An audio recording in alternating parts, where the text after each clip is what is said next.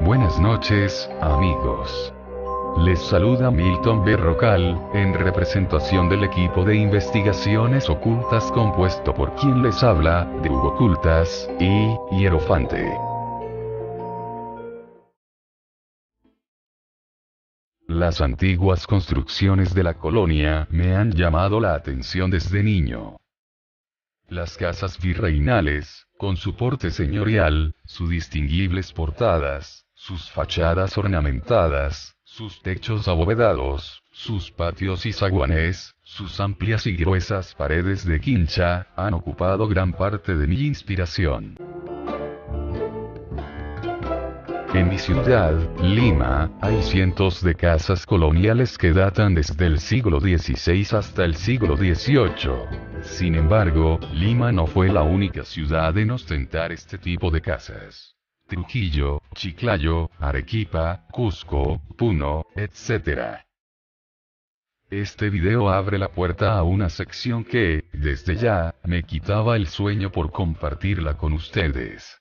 Y qué mejor forma para hacerlo que con un video sobre una de las casas con más elegancia, historia.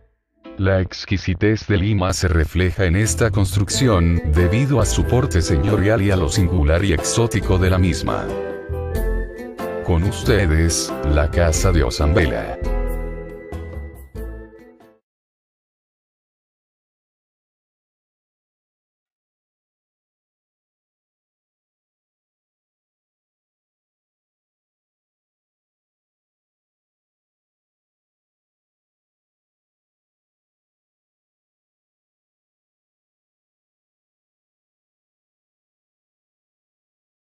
La Casa de Osambela, o también conocida como Casa de Oquendo, es una edificación construida durante la época virreinal del Perú. Se levanta sobre el antiguo noviciado de los padres dominicos, destruido por el terremoto de 1746. La construcción de la casa en sí data de finales del siglo XVIII y principios del XIX. Fue terminada entre 1803 y 1805. El frontis de la casa, en donde está la puerta principal o de acceso, se encuentra en el Jirón Conde de Superunda, calle que era conocida como calle de la Veracruz. Es una de las casonas más grandes del centro de Lima y es notable por su amplia fachada y balcones de excelente calidad. El terreno donde se levanta la casa de Osambela era propiedad del convento de Santo Domingo y, para cumplir unos pagos y acabar con unas obras de la iglesia que habían quedado inconclusas, fue vendido al armador de buques, banquero y comerciante español Martín de Osambela, marqués de Osambela y teniente coronel de milicias, a fines del siglo XVIII. El solar comprado por Osambela correspondía a la parte arruinada y casi destruida del noviciado. Es por Martín de Osambela y su familia que la casa fue conocida con ese nombre, hasta nuestros días.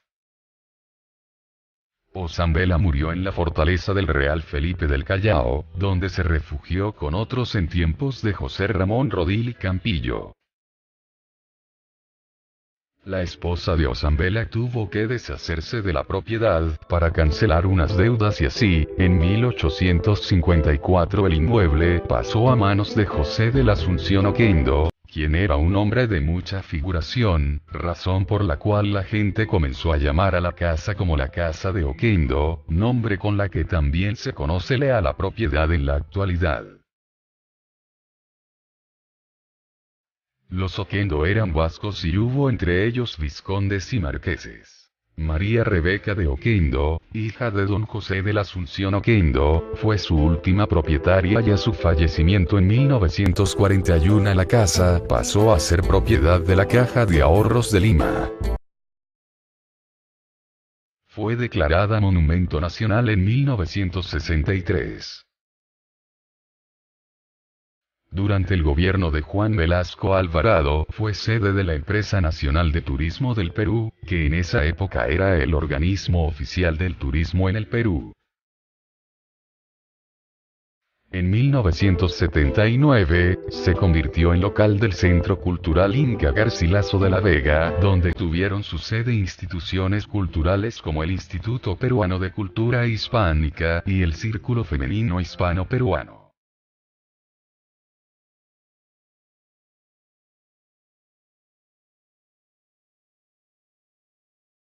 La fachada de la casa de Ozambel es de estilo neoclásico, con reminiscencias del rococó. Muestra 5 balcones, de estilo Luis XVI, ornamentados con guirnaldas y acompañados por 3 balcones de antepecho. En lo alto tiene un mirador cubierto por una pequeña cúpula de silueta musulmana.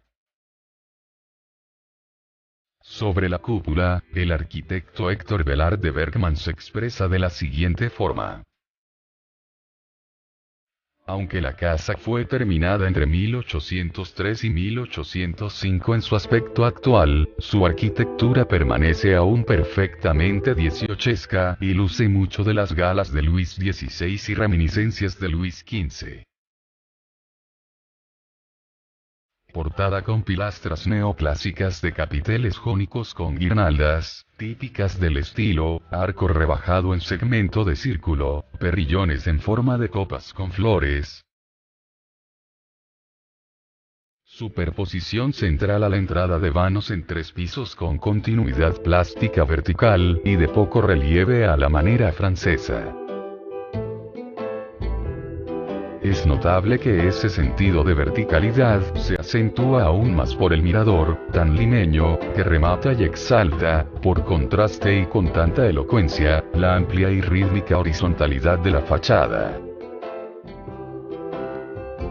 De ese minarete, cubierto por una pequeña cúpula de silueta musulmana, parece que el primer propietario de la casa, el banquero español Ozambela, observaba con larga vista la entrada de los galeones al Callao.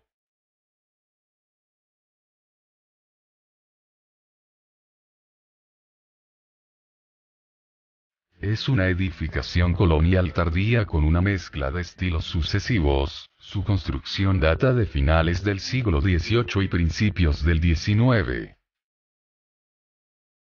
Fue terminada entre 1803 y 1805. Su estilo arquitectónico es una fusión de los que se sucedieron hasta esa época, resaltando en la decoración la influencia francesa del rococó.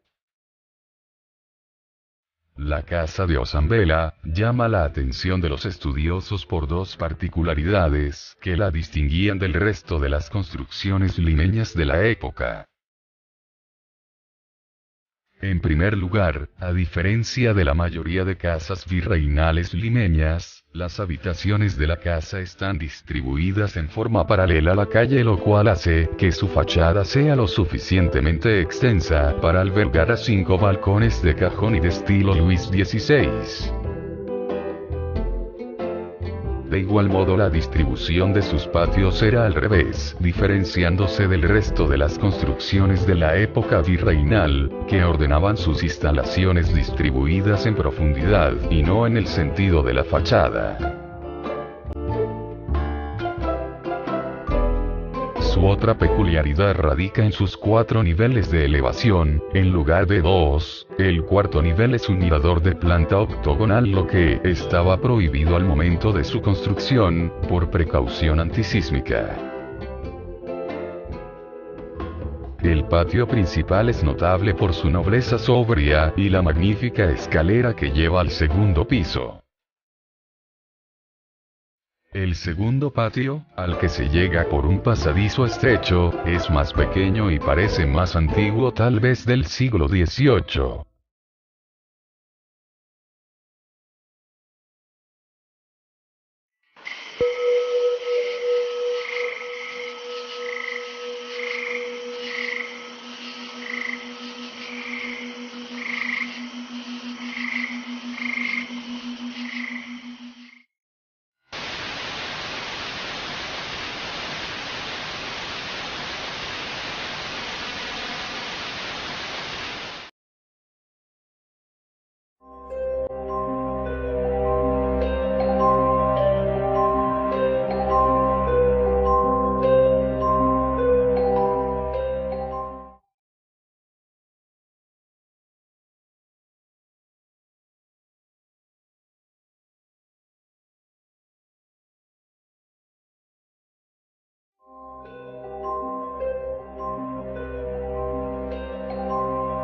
Buenas noches, amigos. Sus patios y zaguanes, sus amplias y gruesas paredes de quincha, han ocupado gran parte de mi inspiración. En mi ciudad, Lima, hay cientos de casas coloniales que datan desde el siglo. Les saluda Milton Berrocal, en representación del equipo de investigaciones ocultas compuesto por quien les habla, de Hugo Ocultas, y Hierofante. Las antiguas construcciones de la colonia me han llamado la atención desde niño. Las casas virreinales, con su porte señorial, sus distinguibles portadas, sus fachadas ornamentadas, sus techos abovedados,